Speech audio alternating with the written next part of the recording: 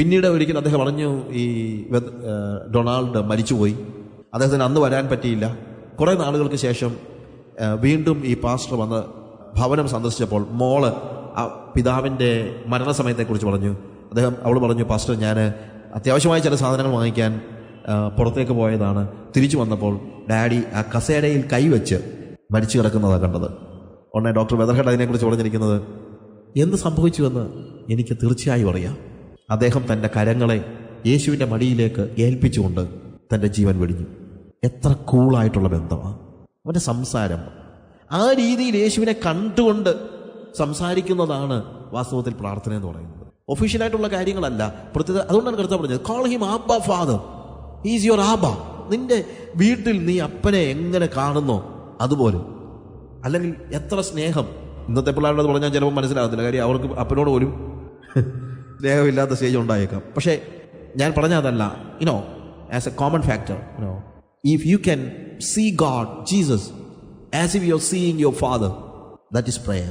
And if you talk to him, അവരോട് സംസാരിക്കുന്ന വളരെ റിയൽ ആയിട്ടുള്ള, യാതൊരു രീതിയിലും ഒരു ഒഫീഷ്യൽ കാര്യങ്ങൾക്കും വേണ്ടി പോകാത്ത നിലയിലുള്ള ഒരു ബന്ധം. ഇവിടെ നമ്മൾ കർത്താവ് പറയാണ്, നിന്റെ രഹസ്യത്തിലുള്ള പിതാവിനെ നീ കാണണം. നീയോ പ്രാർത്ഥിക്കുമ്പോൾ അറയിൽ കടന്ന് വാതിലടച്ച്.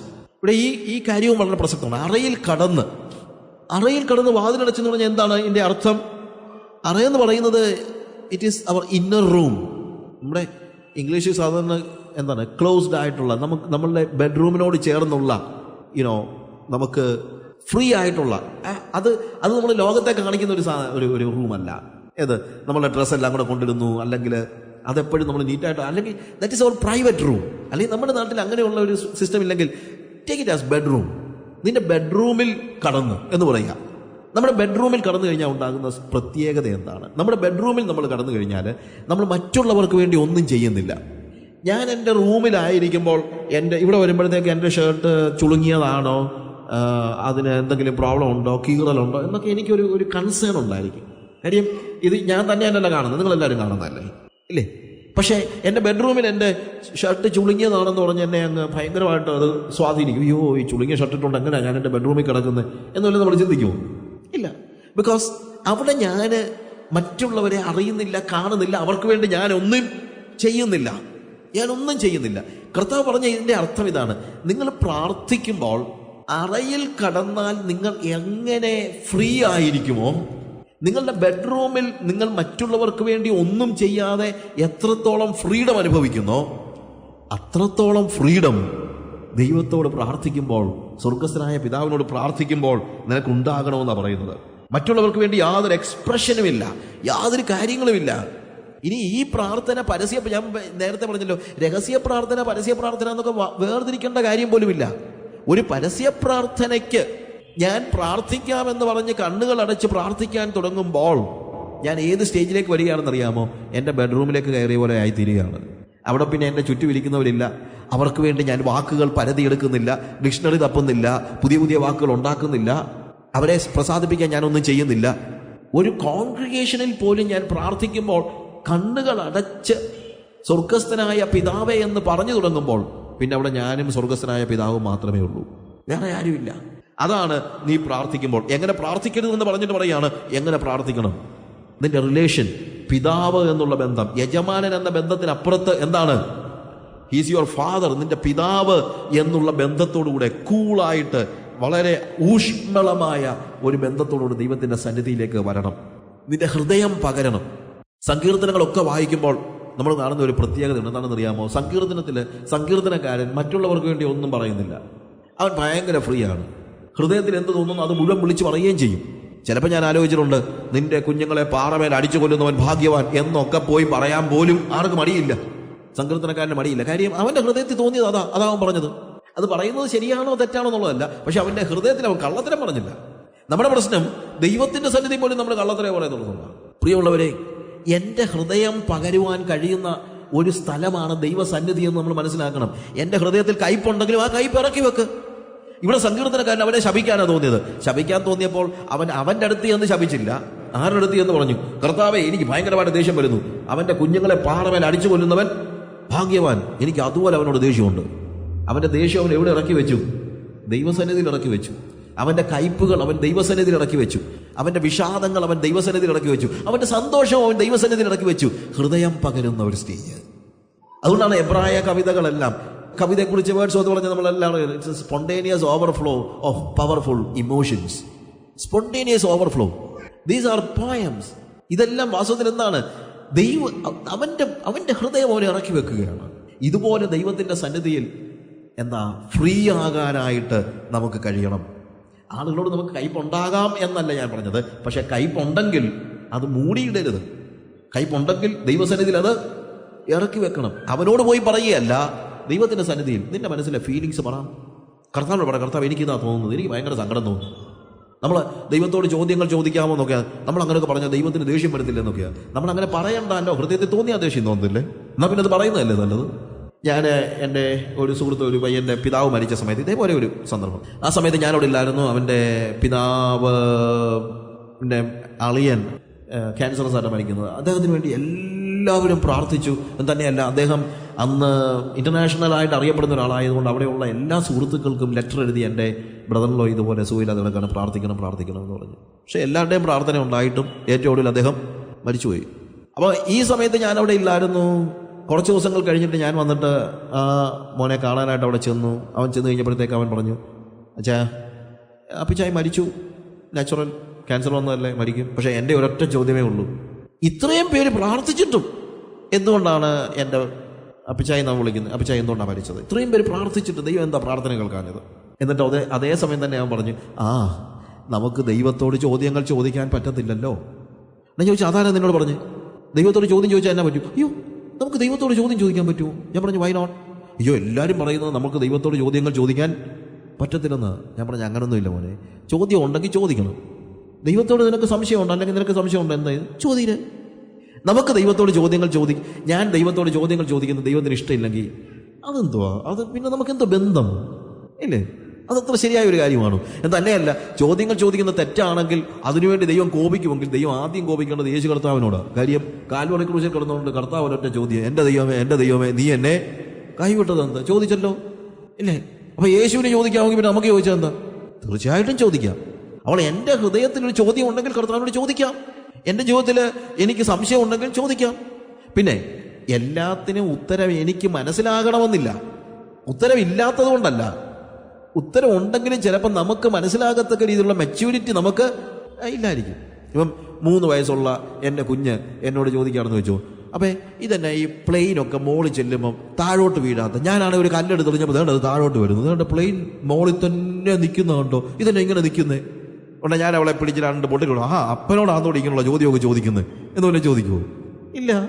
നമ്മുടെ മനസ്സിലൊരു അഭിമാനം തോന്നും, കൊച്ചു കുഴപ്പമില്ല അല്ലേ, 3 വയസ്സേ ഉള്ളൂ, അവിടെ ചോദ്യം കേട്ടില്ലയോ, ഒരു സന്തോഷം തോന്നുന്നു, അഭിമാനം തോന്നും. എന്നാൽ ഞാൻ പറയുമോ, അത് മോളെ വെലോസിറ്റിയും ഉടനെ തന്നെ ഞാനുള്ള ഫിസിക്സ് എല്ലാം കൂടെ എന്തുകൊണ്ടാണ് എനർജിയുടെയും ഇതുപോലെ മൂവ്മെൻറ്റിൻ്റെയും മാസിൻ്റെയും ഇതെല്ലാം കൂടെ എനിക്ക് ശരിക്കും അറിയത്തില്ല. ഞാൻ പറഞ്ഞ ഉള്ള ഫിസിക്സ് എല്ലാം കൂടെ വെച്ചുകൊണ്ട് ഞാൻ ഇവളോട് എങ്ങനെയാണ് പ്ലെയിൻ ആകാശത്ത് നിൽക്കുന്നതെന്ന് ഡിസ്ക്രൈബ് ചെയ്ത് കൊടുക്കുമോ? ഇല്ല. കാര്യം അത് പറഞ്ഞാൽ കൊച്ചിന് മനസ്സിലാകത്തില്ല. എനിക്കറിയാം, പക്ഷെ കൊച്ചിന് അറിയത്തില്ല, ഇല്ലേ? അതുകൊണ്ട് ഞാൻ എന്ത് ചെയ്യും, അത് മോളെ അതെ പണ്ട് തൊട്ടേ അങ്ങനെ, പ്ലെയിൻ ഉണ്ടായപ്പോൾ തൊട്ടേ മോളിൽ പോയാൽ അവിടെ നിൽക്കും, വേറെ അതിങ്ങോട്ട് താഴോട്ട് വരത്തില്ല, അത് പണ്ട് തൊട്ടേ അങ്ങനെ, ഇത്ര ഞാൻ പറയത്തുള്ളൂ. കാര്യം കൊച്ചിന് വേറെ ഒന്നും അറിയത്തില്ല. അത് ഉത്തരമില്ലാത്തത് കൊണ്ടാണോ അതോ ഉത്തരം കൊച്ചിന് മനസ്സിലാകാത്തത് കൊണ്ടാണോ? ഉത്തരം കൊച്ചിന് മനസ്സിലാകാത്തത് കൊണ്ടാണ്. ഇതുപോലെ ഉള്ളൂ നമ്മുടെ ഏത് ചോദ്യത്തിനും ദൈവത്തിന് ഉത്തരമുണ്ട്. പക്ഷേ ദൈവം ആ ഉത്തരം പറഞ്ഞാൽ നമുക്ക് മനസ്സിലാകത്തില്ല എന്നതുകൊണ്ട് ദൈവം ചിലപ്പം മൗനം പാലിക്കുന്നു എന്നുള്ളതേ ഉള്ളൂ. ദൈവത്തോട് ചോദ്യം ചോദിക്കുന്നത് കൊണ്ട് ഒരു പ്രശ്നവുമില്ല. ഞാൻ പറഞ്ഞ മനസ്സിലാകുന്നുണ്ടല്ലോ? ഞാൻ പറഞ്ഞതിൻ്റെ അർത്ഥം ഇത്രയേ ഉള്ളൂ. നമ്മുടെ ജീവിതത്തിൽ എന്ത് കാര്യം നമ്മുടെ മനസ്സിൽ പ്രയാസമുണ്ടെങ്കിൽ, ദുഃഖമുണ്ടെങ്കിൽ, സന്തോഷമുണ്ടെങ്കിൽ, കയ്പുണ്ടെങ്കിൽ, ശാപവാക്കുകൾ നമ്മുടെ മനസ്സിൽ വരുന്ന എന്തും വരട്ടെ, ഗോ ടു ജീസസ്. കർത്താവിൻ്റെ അടുത്തോട്ട് ചെല്ല്. എന്നിട്ട് പറ, കർത്താവ് ഇതാ എൻ്റെ മനസ്സിൽ തോന്നുന്നത്, ഇതാ ഞാൻ ചിന്തിക്കുന്നത്, ടെൽ ഹിം. അങ്ങനെ പറയുമ്പോഴാണ് നമ്മൾ പ്യൂരിഫൈഡ് ആകുന്നത്. ഹല്ലേലൂയ. കർത്താവിൻ്റെ അടുക്കൽ നമ്മൾ എങ്ങനെയുള്ളവരായിരിക്കണം? We should be plain and truthful. നമ്മൾ ദൈവത്തിൻ്റെ സാന്നിധ്യത്തിലേക്ക് വരുമ്പോഴത്തേക്ക് നമ്മൾ ലളിത മനസ്കരായിരിക്കണം, നമ്മൾ കള്ളത്തരമില്ലാത്തവരായിരിക്കണം, നമ്മൾ മനസ്സ് തുറക്കുന്നവരായിരിക്കണം. ദൈവസന്നിധിയിൽ നമ്മളുടെ ആവലാതികളും പ്രയാസങ്ങളും സന്തോഷങ്ങളും കയ്പും എല്ലാം തുറന്നു വയ്ക്കുന്നവരായിരിക്കണം. അല്ലാതെ ദൈവത്തിൻ്റെ സന്നിധി പോയി നമ്മളുടെ ഹൃദയത്തിൽ മറ്റൊരു കാര്യം ചെയ്യരുത്. അതുകൊണ്ടാണ് പൂർണ്ണ ഹൃദയത്തോടെ അപ്പനോട് എന്നതുപോലെ ഹൃദയത്തിൽ തോന്നുന്നത് പോയി പറയാൻ കഴിയുന്ന രീതിയിലുള്ള ഊഷ്മളമായ ബന്ധം നമുക്കുണ്ടായിരിക്കണമെന്ന് കർത്താവ് പറയാൻ കാര്യം ഇതാണ്. മനസ്സിലാകുന്നുണ്ടല്ലോ? പരീശനെ സംബന്ധിച്ചിടത്തോളം അവൻ്റെ പ്രാർത്ഥനയിൽ മനുഷ്യരുണ്ട്. നമ്മുടെ പ്രാർത്ഥനയിൽ ആരില്ല? മനുഷ്യരില്ല. ഞാനും സ്വർഗസ്വപിതാവും പ്രാർത്ഥിക്കാമെന്ന് പറഞ്ഞ് കണ്ണടച്ചാൽ അതിനി ഒരു പബ്ലിക് പ്ലേസിലാണെങ്കിൽ പോലും ഞാനും എൻ്റെ സ്വർഗസ്വപിതാവും മാത്രമുള്ള അതേപോലെ ഉള്ളറയിൽ കടന്ന്, അത് കറക്റ്റായിട്ടുള്ള വാക്ക്, നിങ്ങൾ ഉള്ളറയിൽ കടന്ന്, അതായത് മറ്റുള്ളവർക്ക് വേണ്ടി യാതൊരു രീതിയിലുള്ള അഡ്ജസ്റ്റ്മെൻറ്റ്സും ഇല്ലാത്ത, എൻ്റെ വാക്കുകൾക്ക് എന്തെങ്കിലും പൊടിപ്പും തൊങ്ങലുമൊക്കെ ഒന്നുമില്ലാത്ത ഒരു നിലയിൽ ഏറ്റവും ഹൃദയത്തിൻ്റെ ആഴത്തിൽ ഒരു പിതാവിനോടുള്ള ബന്ധം, യജമാനോടുള്ള ബന്ധമൊന്നുമില്ല, പിതാവിനോടുള്ളതുപോലെയുള്ള ഊഷ്മളമായ ബന്ധത്തിൽ ദൈവസന്നിധിയിൽ രഹസ്യത്തിൽ കാണുന്ന പിതാവിനോട് പ്രാർത്ഥിക്കുകയാണ് പ്രാർത്ഥനയുടെ പ്രഥമമായ പാഠം. നിങ്ങൾ പ്രാർത്ഥിക്കുമ്പോൾ പരീശനെ പോലെ അരുത്. അവൻ മനുഷ്യർക്ക് വിളങ്ങേണ്ടതിൽ പ്രാർത്ഥിക്കുന്നു, അവൻ സ്വന്തം നീതിയിൽ നിന്നുകൊണ്ട് പ്രാർത്ഥിക്കുന്നു. നിങ്ങൾ പ്രാർത്ഥിക്കുമ്പോൾ അബാ ഫാദർ എന്ന് വിളിക്കത്തക്ക രീതിയിൽ അത്രയ്ക്കും അടുപ്പമുള്ള നിങ്ങളുടെ സ്വന്തം പിതാവിനോടുള്ള അതേ ബന്ധത്തിൽ നിങ്ങൾക്ക് ദൈവത്തിൻ്റെ സന്നിധിയിലേക്ക് ചെന്ന് നിൽക്കുവാനായിട്ട് കഴിയണം എന്ന് കർത്താവ് പഠിപ്പിച്ചു. ഇനി താഴോട്ട് 7, 8 വാക്യങ്ങൾ വായിക്കുമ്പോൾ പരീശനെ പോലെ പ്രാർത്ഥിക്കരുതെന്ന് പറഞ്ഞിട്ട് അടുത്തതായിട്ട് പറയുന്നത് എന്താണ്? നിങ്ങൾ പ്രാർത്ഥിക്കുമ്പോൾ പ്രാർത്ഥിക്കാൻ നിങ്ങൾ ജാതികളെ പോലെ ജൽപ്പനം ചെയ്യരുത്, അതിഭാഷണത്താൽ ഉത്തരം കിട്ടുമെന്നല്ലോ അവർക്ക് തോന്നുന്നത്. ജാതികളെ പോലെ അരുത്, ജാതികളെ പോലെ ജൽപ്പനം ചെയ്യരുത്. അപ്പോൾ നിങ്ങൾ പ്രാർത്ഥിക്കുമ്പോൾ പരീശനെ പോലെ പ്രാർത്ഥിക്കരുത്, ജാതികളെ പോലെയും പ്രാർത്ഥിക്കരുത്. പ്രാർത്ഥനയിലെ അടുത്ത ഗ്രൂപ്പാണ്. അതായത് പരീശന്റെ പ്രാർത്ഥനയുടെ പ്രശ്നം പറഞ്ഞിട്ട് ഇനിയിപ്പോൾ പറയുന്നത് ജാതികളുടെ പ്രാർത്ഥനയുടെ പ്രശ്നമാണ്. ഇത് നമ്മുടെ ജീവിതത്തിൽ ഉണ്ടാകാൻ പാടില്ല. പരീശന്റെ പ്രാർത്ഥന പോലെ ആകരുത്, ജാതിയുടെ പ്രാർത്ഥന പോലെ ആകരുത്. ജാതികളുടെ പ്രാർത്ഥനയുടെ ഒന്നാമത്തെ പ്രശ്നമായിട്ട് അവിടെ പറയുന്നത് അവർ ജാതികളെ പോലെ ജൽപ്പനം ചെയ്യരുത്. ജൽപ്പനം, do not heap up empty words. ജൽപ്പനം എന്ന് പറഞ്ഞാൽ എന്താണ് എന്ന് നമ്മൾ ചോദിച്ചേക്കാം. നമ്മൾ പെട്ടെന്ന് മനസ്സിൽ വരുന്നത് ആവർത്തനം എന്നൊക്കെയാണ്. പക്ഷേ ആവർത്തനമല്ല ജൽപ്പനം എന്ന് പറയുന്നത്. ജൽപ്പനം എന്ന് പറയുമ്പോൾ ഹൃദയത്തിലില്ലാതെ ഒരു കാര്യം പറയുന്നതാണ്. അതായത് അതിൻ്റെ വാക്കുകളല്ലാതെ അതിൻ്റെ അർത്ഥമൊന്നും നമ്മുടെ മനസ്സിൽ വരുന്നില്ല. ഇപ്പം മന്ത്രോച്ചാരണത്തിൻ്റെ പ്രശ്നം എന്താണെന്ന് ചോദിച്ചു കഴിഞ്ഞാൽ ഈ ചൊല്ലുന്നവന് തന്നെ അതിൻ്റെ അർത്ഥം എന്നാന്നുള്ളത് അറിയത്തില്ല. ഓം സ്വാഹ സ്വാഹ എന്ന് പറഞ്ഞാൽ അവനറിയാം എന്തുവാ സ്വാഹ എന്ന് പറഞ്ഞാൽ. അതറിയണമെന്ന് അവനോട്ട് നിർബന്ധമില്ല. ആ വാക്കുകളിലാണ് ശക്തി എന്ന് അവൻ ചിന്തിക്കുന്നത്. You understand the difference? ഇപ്പൊ സുറിയാനിലോ ലത്തീനിലോ ഒരു ചൊല്ലുകയാണ് നമ്മുടെ പള്ളിയിൽ. ചൊല്ലുന്ന അച്ഛൻ അറിയാമോ എന്ന് ചോദിച്ചാൽ അറിയാൻ വയ്യാത്തവരും ചൊല്ലുന്നുണ്ട്. അപ്പൊ നമ്മുടെ ഇന്ന് അങ്ങനെ ചൊല്ലിക്കഴിഞ്ഞാൽ എന്തോ അതിനകത്ത്, ആ വാക്കിനകത്ത് ശക്തി ഉണ്ട് എന്ന് ആണ് നമ്മൾ ചിന്തിക്കുന്നത്. പക്ഷേ ശരിക്കും അതിനകത്ത് നമ്മുടെ അതിൻ്റെ അർത്ഥം എന്താണെന്നുള്ളത് ഗ്രഹിക്കാനായിട്ട് നമുക്ക് കഴിയുന്നില്ല എന്നുള്ളതാണ് ഏറ്റവും പ്രോബ്ലം. ജൽപ്പനത്തിൻ്റെ പ്രശ്നം എന്താണെന്ന് ചോദിച്ചു കഴിഞ്ഞാൽ അധരം എന്തുരുടുന്നുവെന്ന് ഹൃദയം അറിയുന്നില്ല. ഹൃദയവും ബുദ്ധിയും അഫലമാകുന്ന ഒരു സ്റ്റേജ്. നമ്മുടെ നാവ് കൊണ്ട് നമ്മൾ പറയുമ്പോൾ നമ്മുടെ വായിലൂടെ പുറത്തു വരുന്ന വാക്കിൻ്റെ അർത്ഥം എന്താണെന്നുള്ളത് തലയിലും കയറുന്നില്ല, ഹൃദയത്തിലും വരുന്നില്ല.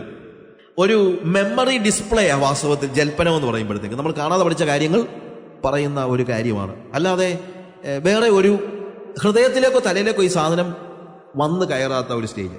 അപ്പോൾ നമ്മൾ സ്വാഭാവികമായിട്ട് ശരിയാണ്, ജാതികൾ അങ്ങനെ ജൽപ്പനം ചെയ്യുന്നു, നമ്മളങ്ങനെ ജൽപ്പനം ചെയ്യുന്നില്ല, നമ്മൾ ചൊല്ലുന്നു പോലും ഇല്ല, നമ്മൾ പ്രാർത്ഥന എഴുതി വായിക്കുന്നില്ല, നമ്മൾ ഇതിനെല്ലാം എതിരാണെന്ന് പറയും. അപ്പൊ എഴുതി വായിക്കുമ്പോൾ മാത്രമല്ല ജൽപ്പനം ഉണ്ടാകുന്നത്, കാണാതെ പഠിച്ചാലും ഇതൊക്കെ തന്നെ. ഇപ്പം നമ്മളുടെ പ്രാർത്ഥനകൾ ഞാൻ ചിലപ്പോൾ ആലോചിച്ചിട്ടുണ്ട്. 2 ആഴ്ച സഭായോഗത്തിന്, മിക്കവാറും സഭായോഗത്തിൻ്റെ ഒന്നാമത്തെ പ്രാർത്ഥന ഈ 2ാമത്തെ പ്രാർത്ഥനയൊക്കെ ചിലരുടെ കുത്തകയായിട്ടുണ്ടല്ലോ. അപ്പം അവർ തന്നെയാണല്ലോ ഈ ആഴ്ച പ്രാർത്ഥിക്കുന്ന ആൾ തന്നെ ആയിരിക്കും അടുത്ത ആഴ്ചയും പ്രാർത്ഥിക്കുന്നത്. ഇവരുടെ പ്രാർത്ഥന നമ്മളൊന്ന് റെക്കോർഡ് ചെയ്ത് വെച്ച് നോക്കണം. 2 or 3 വാക്കുകൾക്കും എല്ലാം വ്യത്യാസം ഉണ്ടെങ്കിലേ ഉള്ളൂ, വേറെ വലിയ വ്യത്യാസമൊന്നും ഉണ്ടാകത്തില്ല. കാര്യം എന്ന് വെച്ച് കഴിഞ്ഞാൽ കഴിഞ്ഞ ആഴ്ച പ്രാർത്ഥിച്ചു തന്നെയാണ് ഈ ആഴ്ചയും പ്രാർത്ഥിക്കുന്നത്, അല്ലാതെ വേറെ ഒന്നുമില്ല. കാര്യം എന്ന് വെച്ച് കഴിഞ്ഞാൽ എഴുതി വായിക്കുന്നതിന് പകരം ഇത് നമ്മൾ എന്ത് ചെയ്തിരിക്കുകയാണ്, മെമ്മറിയിൽ അങ്ങ് ഫീഡ് ചെയ്തിരിക്കുകയാണ്.